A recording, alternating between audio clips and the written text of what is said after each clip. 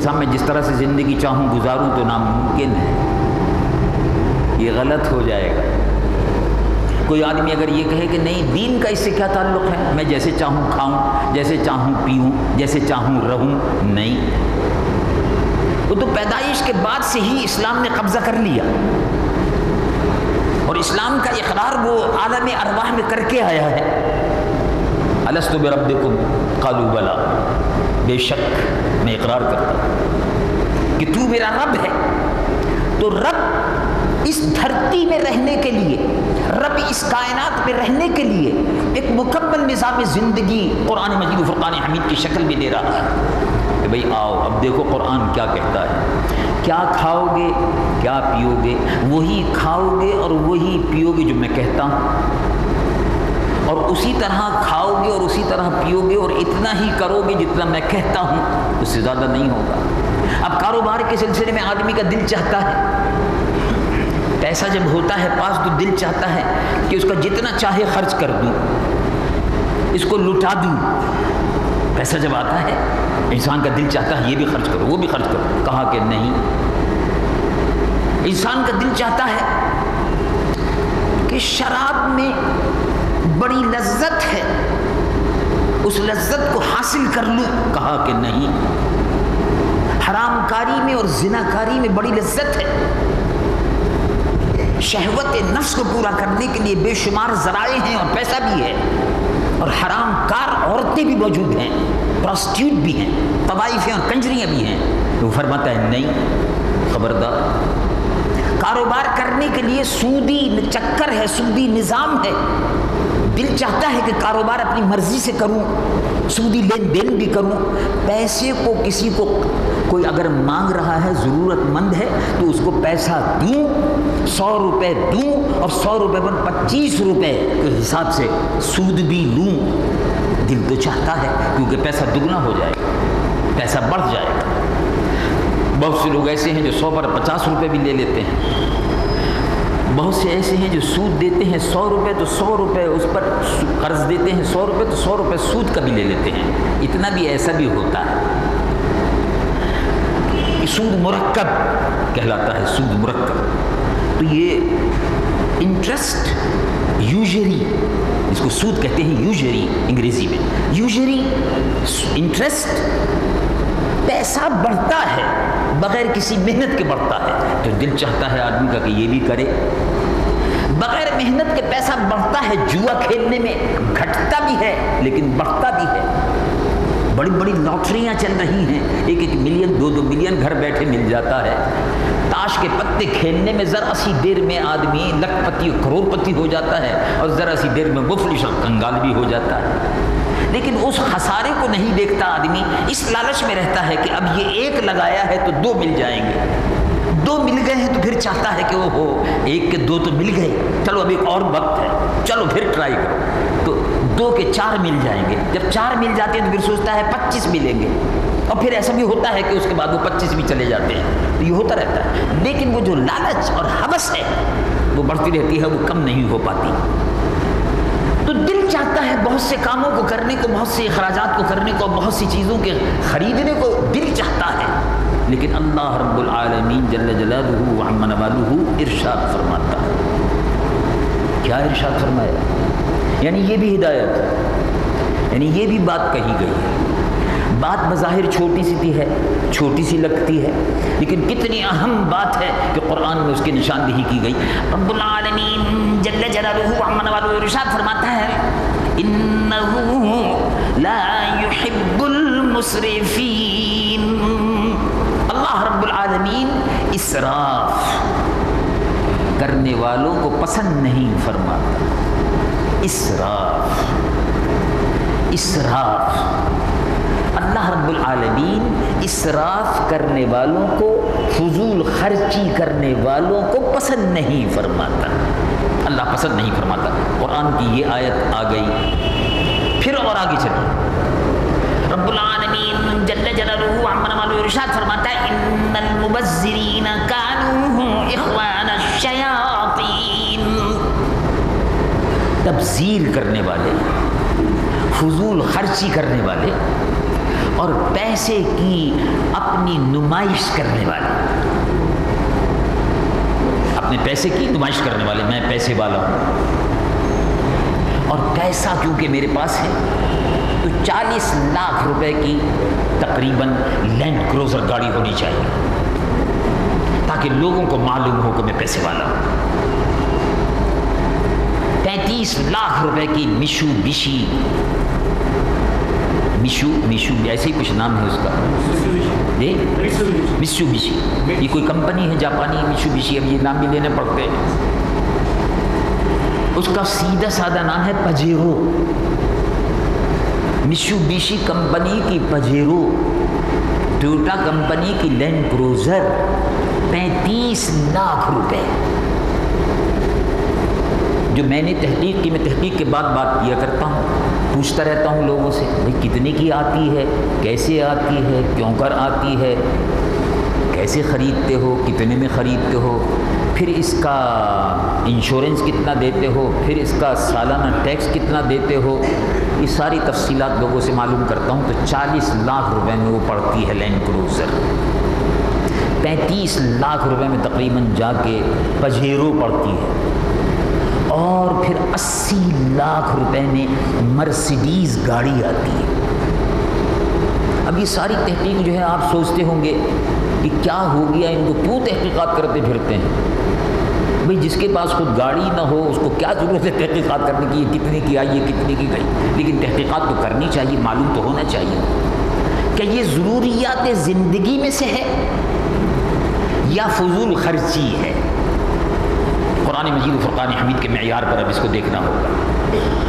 رب العالمین جل جلالہ عمن والو پہلی بات تو یہ ارشاد فرمائی، انہ لا يحب المسرفین، اللہ تبارک و تعالی اسراف، فضول خرچی کرنے والوں کو پسند نہیں فرماتا، دوست نہیں رکھتا۔ جو فضول خرچی کرتے ہیں اللہ ان کو پسند نہیں کرتا، تو اللہ کی ناپسندیدگی آ گئی۔ پھر آگے چل کر ارشاد فرمایا، وہ بڑا سخت ہے، وہ بڑی سخت وعید ہے۔ رب العالمین جل جلالہ عمن والو ارشاد فرماتا ہے، ان المبذرین کانوا اخوان الشیاطین، فضول خرچی کرنے والے، نمود و نمائش کے لیے پیسہ دکھانے والے، میرے پاس لینڈ کروزر، میرے پاس پجیرو، میرے پاس یہ گاڑی، میرے پاس 1.5 کروڑ کی کوٹھی، میرے پاس 2 کروڑ کی کوٹھی۔ اب تو حیرت ہوتی ہے دیکھ دیکھ کر۔ ایک صاحب کے یہاں محفل میلاد شریف کی تقریب میں حاضری کا اتفاق ہوا تو اندازہ نہیں تھا، نیا مکان کتنے میں بنا بھائی؟ انہوں نے کہا ایسے ہی بن گیا، دعا فرمائیے۔ خیر میلاد شریف کی تقریب تھی، اندازہ نہیں تھا ہم کو بھی کہ ایسا ہوگا، بعد میں اندازہ ہوا، کہا کہ ایسے ہی 1.5 کروڑ کے قریب خرچ ہو گیا۔ اچھا، دروازہ جو دیکھا تو لکڑی کا دروازہ تھا، نقش و نگار اس پر تھے، لکڑی کے دروازے پر نقش و نگار تھے۔ معلوم ہوا کہ صرف دروازہ 4 لاکھ سے 5 لاکھ روپے میں تیار ہوا ہے، 4 لاکھ کچھ ہزار، 5 لاکھ تک پہنچ گیا ہوگا۔ اس کے پھر لگانے کا بھی تو ہوتا ہے نا، مزدور آئیں گے پھر لگائیں گے، تو 4.5 لاکھ روپے کا دروازہ، پھر لگانے کی مزدوری اور اس کے لیے کام، تو 5 لاکھ روپے کا دروازہ جس مکان میں ہو، 1.5 کروڑ کی کوٹھی ہو، اب اندازہ لگائیے کہ کتنا بڑا گھر ہوگا، اس پر کتنا خرچ ہوا ہوگا، اس کے تزئین و آرائش پر کتنا خرچ ہوا ہوگا، اس میں اندر سجانے کے لیے الماریوں میں کیا کیا چیزیں رکھی ہوں گی، وہ تو بظاہر اس وقت نظر نہیں آئیں، اس لیے کہ وہ تو ابتدائی زمانہ تھا، اور اس کے صوفے اور اس کے تمام چیزیں جو ہے بظاہر نظر نہیں آئیں، اس لیے کہ نیا نیا مکان تھا اور افتتاح ہو رہا تھا قرآن شریف کی تلاوت سے اور نعت پاک سے اور مولود شریف سے۔ یہ اللہ تبارک و تعالیٰ اس سلسلے میں کیا فرماتا ہے؟ کیا کسی مسلمان کو 1.5 کروڑ روپے کی کوٹھی بنانے کی اجازت ہے؟ کیا کسی مسلمان کو 1 کروڑ روپے کی کوٹھی بنانے کی اجازت ہے؟ کیا کسی مسلمان کو لینڈ کروزر 40 لاکھ روپے کی گاڑی سڑک پر ڈالنے کی اجازت ہے؟ 40 لاکھ روپے کی گاڑی جب سڑک پر کھڑی ہوگی تو 40 لاکھ روپے کی گاڑی 5 منٹ میں ختم بھی ہو جاتی ہے، ایکسیڈنٹ ہوا ختم ہو گئی۔ تو اس کا مطلب یہ کہ جس شخص نے 40 لاکھ روپے کی گاڑی سڑکوں پر کھڑی کی ہے، گھر میں اس کے کروڑوں روپیہ رکھا ہوا ہے، کیا اس کی اجازت ہے؟ قرآن مجید و فرقان حمید میں اللہ رب العالمین جل جلالہ وعم نوالہ ارشاد فرماتا ہے، رب العالمین جل جلالہ وعم نوالہ ارشاد فرماتا ہے الذین یکنزون الذهب والفضة ولا ينفقونها في سبیل اللہ فبشرهم بعذاب علیم، جو لوگ مال کو جمع کرتے ہیں،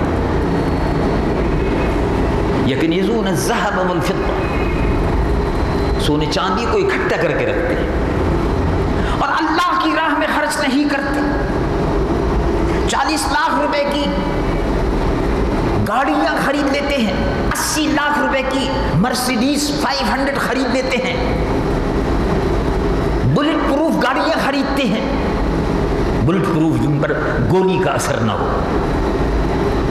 80 لاکھ روپے کی گاڑیاں خریدتے ہیں، ان کے پڑوس میں ان کے پڑوسی جھونپڑیوں میں رہتے ہیں اور بھوکے مرتے ہیں،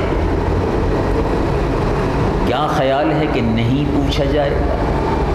یقیناً پوچھا جائے گا،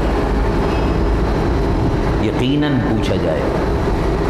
آقا و مولا حضور پرنور سید العالمین محمد الرسول اللہ صلی اللہ علیہ وسلم نے ارشاد فرمایا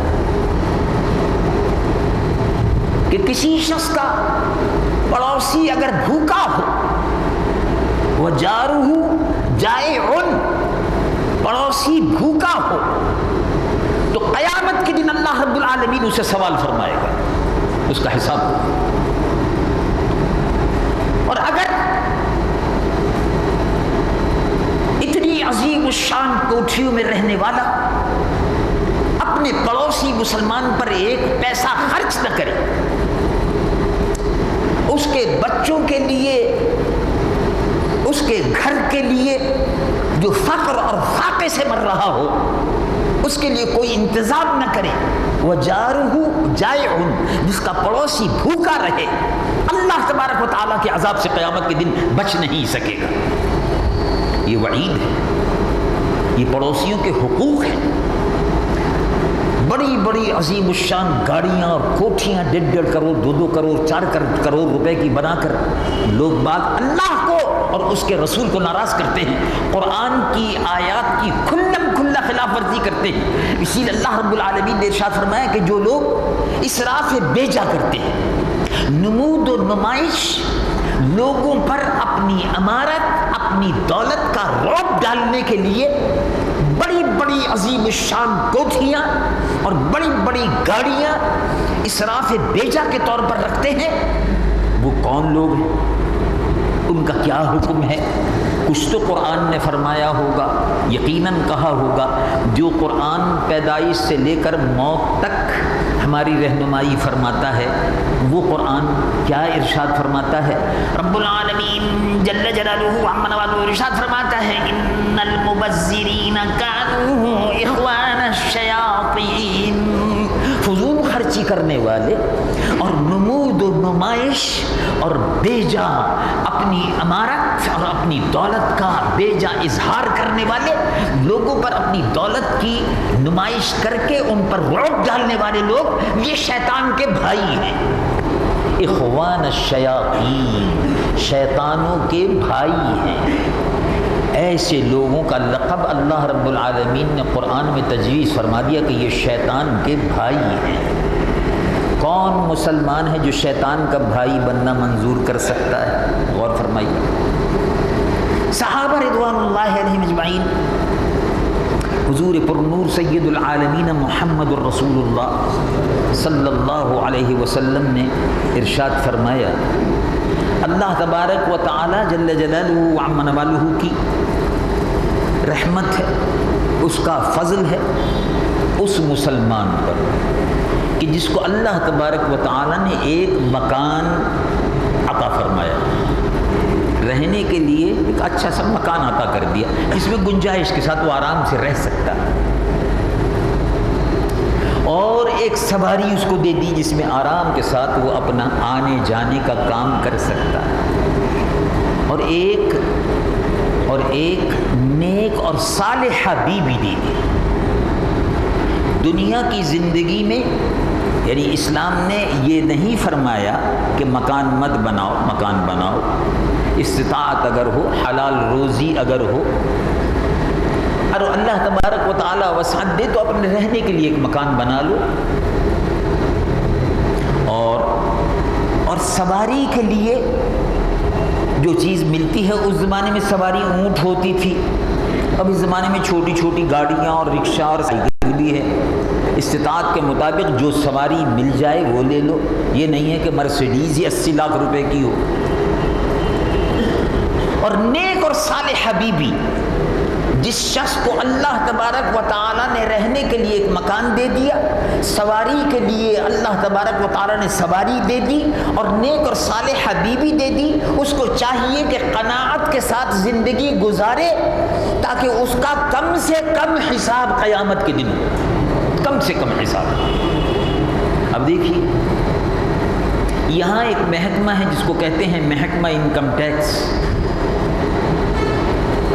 انکم ٹیکس، آمدنی پر ٹیکس، یہ ترجمہ یہ ہوا اس کا، محکمہ انکم ٹیکس۔ آپ نے کتنا کمایا بتائیے، آپ نے کتنا خرچ کیا وہ بتائیے، آپ نے زیادہ اگر خرچ کیا ہے تو ٹیکس دیجیے، آپ نے گاڑی اگر خریدی ہے تو اتنے کی اجازت ہے، آپ نے اتنے کی کیوں خرید لی، اس پہ ٹیکس دیجیے۔ انکم ٹیکس کا یہی ہے، گاڑی کی آپ کو اجازت ہے لیکن گاڑی کی اتنی تک کی اجازت ہے، آپ کی اتنی آمدنی ہے تو اتنی گاڑی آپ خریدیں گے، اگر زیادہ کی خرید لی تو اتنا پیسہ کہاں سے آیا، ٹیکس دیجیے۔ پھر ٹیکسوں میں کئی ٹیکس ہیں، ایک ٹیکس کا نام ہے ویلتھ ٹیکس، جتنی دولت ہے دولت ٹیکس، جتنا آپ نے خرچ کیا وہ خرچ جو ہے اس پر بھی حکومت نظر رکھتی ہے، جتنی آمدنی آئی ہے اس پر بھی نظر رکھتی ہے۔ تو اگر دنیا میں محکمہ انکم ٹیکس ہے تو کیا آخرت میں اللہ تبارک و تعالیٰ کا کوئی انکم ٹیکس کا محکمہ نہیں ہے؟ بہت بڑا محکمہ ہے۔ اور یہاں انکم ٹیکس کسی انکم ٹیکس افسر سے مل جل کر محبت میں یا دوستی میں ٹیکس کم ہو گیا یا لین دین میں ٹیکس کم کرا لیا، لیکن قیامت کے دن ایسا نہیں ہوگا۔ کتنی آمدنی ہوئی، کتنا خرچ کیا، حساب بتائیے۔ خرچ پیسہ ہم نے دیا تھا، ہم ہی رزاق ہیں، حلال کی آمدنی تھی یا حرام کی آمدنی تھی، حساب دیجئے۔ کہاں کہاں خرچ کیا، زنا میں کتنا خرچ کیا، شراب میں کتنا خرچ کیا، فضول خرچی اور نمود و نمائش میں کتنا خرچ کیا، کوٹھی 1.5 کروڑ 2 کروڑ بنانے میں کتنا خرچ کیا، اور بظاہر نمائش کے لیے اور اپنی عمارت اور اپنی برتری کے لیے کتنا خرچ کیا، سب کا حساب دیجئے۔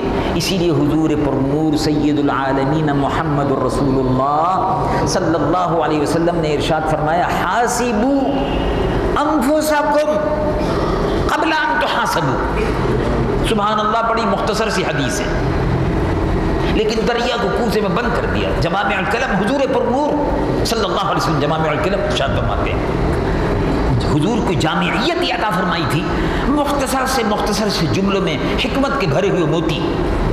حضور پر نور صلی اللہ علیہ وسلم ارشاد فرماتے ہیں، اپنا حساب کر لو، حاسبوا انفسکم، تم اپنا حساب پہلے کر لو، قبل ان تحاسبوا، قبل اس کے کہ اللہ تم سے حساب لے، پہلے حساب کر لو۔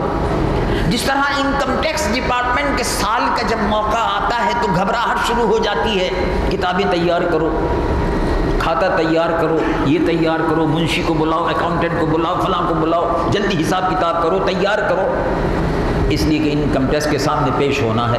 ایسے ہی اللہ کے حضور میں پیش ہونا ہے، نمازیں پڑھی کہ نہیں پڑھی، حج فرض تھا کیا کہ نہیں کیا، روزے فرض تھے کیے کہ نہیں کیے، پورے کیے نہیں کیے، زکوٰۃ فرض تھی دی کہ نہیں دی، تو مال اور سونا جو جمع کر کے رکھا تھا اس پر زکوٰۃ دی یا نہیں دی، اور اللہ کے نام پر خرچ کیا یا نہیں کیا، اور جتنا ہم نے دیا تھا اس کو شراب میں اور کباب میں اور حرام میں خرچ کیا یا نہیں کیا، یہ سب حساب قیامت کے دن روز محشر میں یہ حساب و کتاب ہوگا۔